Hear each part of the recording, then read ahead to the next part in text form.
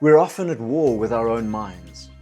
We speak of not being in our right minds. We ask ourselves, what were you thinking? We get out of our minds. Our minds can spin out and we can overthink things.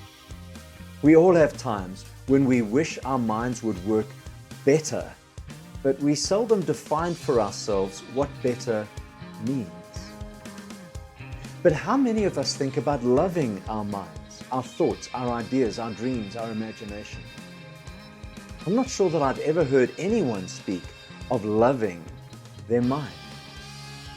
But if we don't love our minds, how can we love ourselves, especially when so much of our sense of self arises from our mind, our way of thinking and processing the data that comes in through our senses?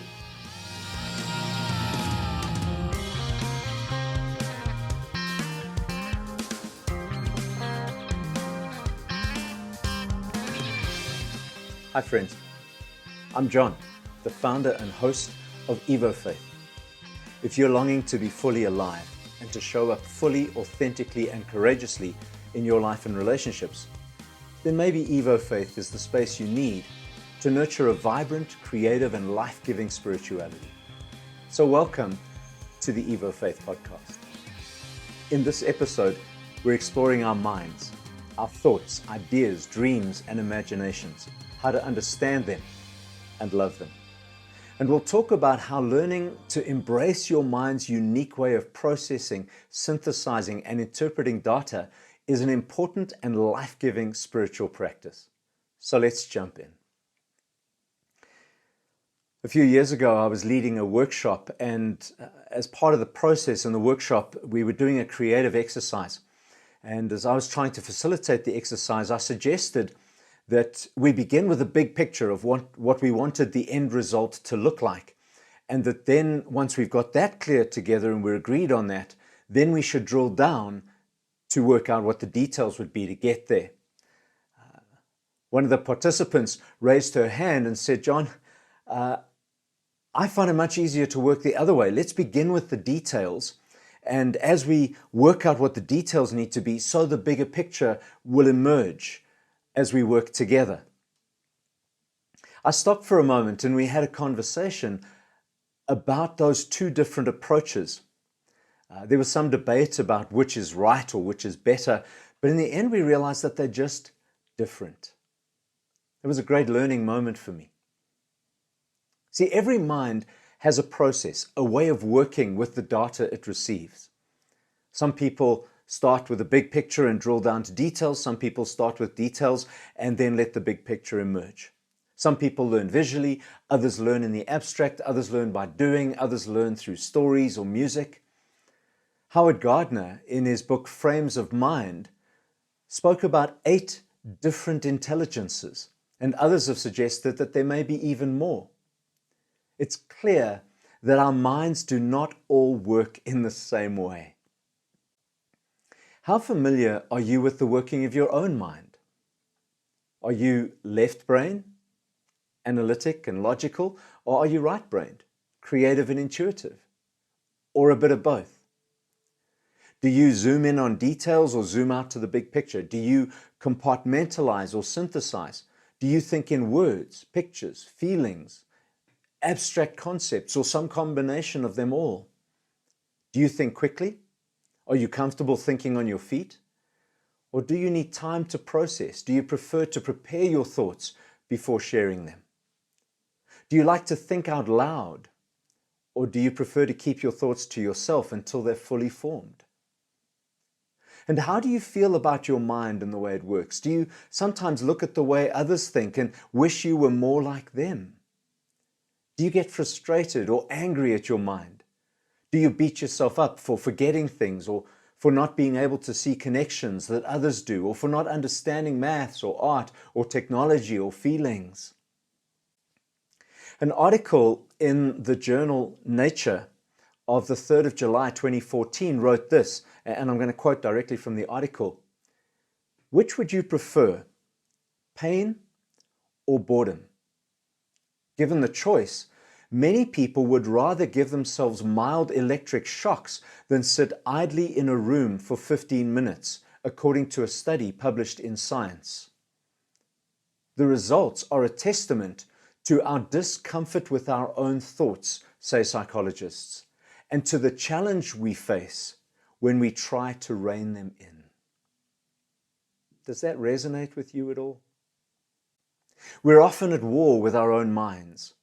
We speak of not being in our right minds. We ask ourselves, what were you thinking?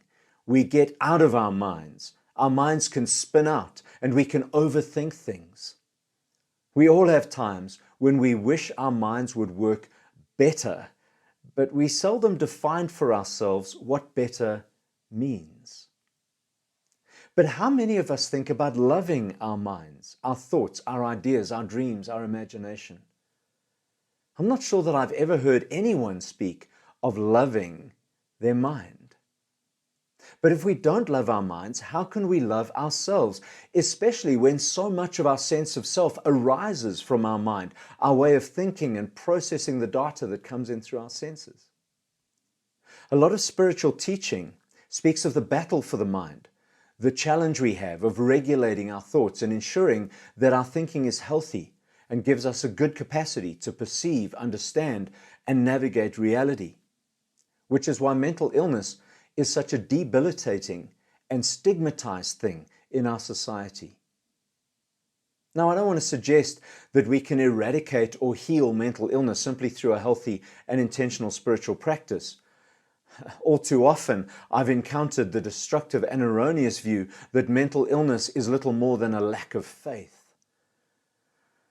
But I do want to suggest that spiritual practices can help us to understand how our own particular minds work. And they can help us to appreciate and maximize our own unique mind and learn to love our minds for what they are, instead of always trying to make them work like those around us.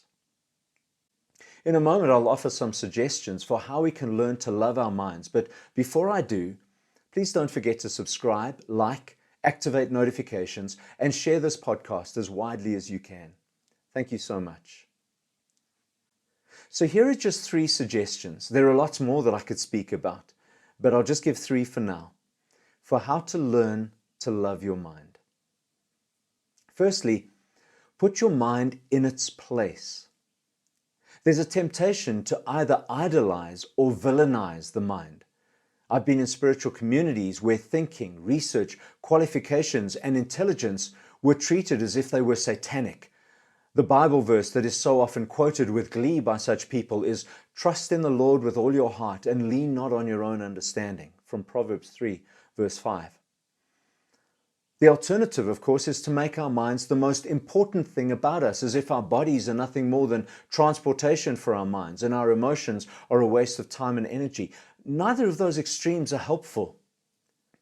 I believe that we are all of what we are. We are our bodies, we are our hearts, and we are our minds, equally. They are all necessary for our humanity. They are all important, and they all need to work together.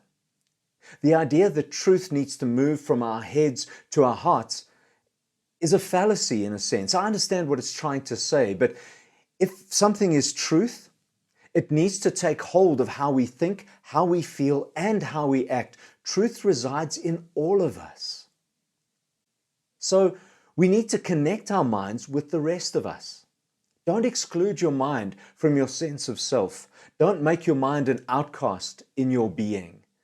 And don't go the other way of prioritizing your mind over your heart and body. Connect them all. Be intentional about letting them work together and value them all equally and together as components of your whole self. So that's the first thing. Get your mind in its right place. The second thing I would suggest is that we allow spiritual practice to help us to understand not just our minds, but minds in general, consciousness. As Sam Harris says, spirituality is not just important for living a good life, it is actually essential for understanding the human mind. Self-reflection, like what happens when we meditate or engage in mindful and intentional spiritual practices, empower us to think about our thinking, to use our minds to observe our minds, and to enable us to both understand our minds and gain mastery over them. To quote Sam Harris again, only consciousness can know itself, and directly through first-person experience. It follows, therefore, that rigorous introspection, spirituality in the widest sense of the term, is an indispensable part of understanding the nature of the mind. For me, this means that spirituality is not about learning to switch the mind off, as I've sometimes heard it defined. Rather, it's about learning to observe our minds, be honest about what's going on in our minds, and training our minds to function in the healthiest, most life-giving ways possible for us. This means, yes, learning to overcome our unhealthy patterns of thinking, our spinning out, our thoughtless assumptions and leaps of illogic. But it also means nurturing our healthy patterns of thinking, our critical thinking skills, as we've spoken about on this channel before, our capacity for creativity, imagining possibility, and effective problem solving. And then thirdly, I think it's really helpful when we are intentional about learning to work with our minds as they are. When we've learned to understand our minds, we can maximize them. You know how your mind works at its best, and so you can be mindful about working with your mind in its best possible processes, rather than trying to fit your mind into the processes of others. Here's a simple example. My mind loves to work with music. I function much more effectively with a gentle soundtrack of music running in the background. The specific type of music can change from day to day or situation to situation, but music can help me feel less overwhelmed when I have too much to process. It can ignite my creativity, and it can help me to focus. I find silence distracting. Now, I know not everyone works this way, and so I have earbuds that I can use when I need music while I'm in the presence of others. I used to feel bad that I struggled to meditate in silence and that I was so addicted to music, but now I've learned that this is how my mind works, and I've learned to celebrate it. I've learned to love how my mind wakes up and comes alive with the right music playing. Your mind is an amazing thing. It's more than a computer, and it's less than all of you. But along with your heart and your body, it is a significant, precious, and miraculous expression of your magic and of your humanity. And if you don't love your mind, you will never be able to love yourself. You won't be able to be healthy or live in your fullest, most vibrant and meaningful way. Self-love is essential to a healthy and good life. And as we've seen in the last few weeks, self-love requires us to love our bodies as they are, love our hearts with their emotional range and repertoire, and love our minds in their unique way of functioning. I hope this series has helped you to love yourself more intentionally and mindfully, and I hope it will empower you to love not just yourself, but others as well, which is what we'll be exploring in the weeks ahead. But that's all for now. Thank you for listening. Thank you for watching, and I'll catch you next time.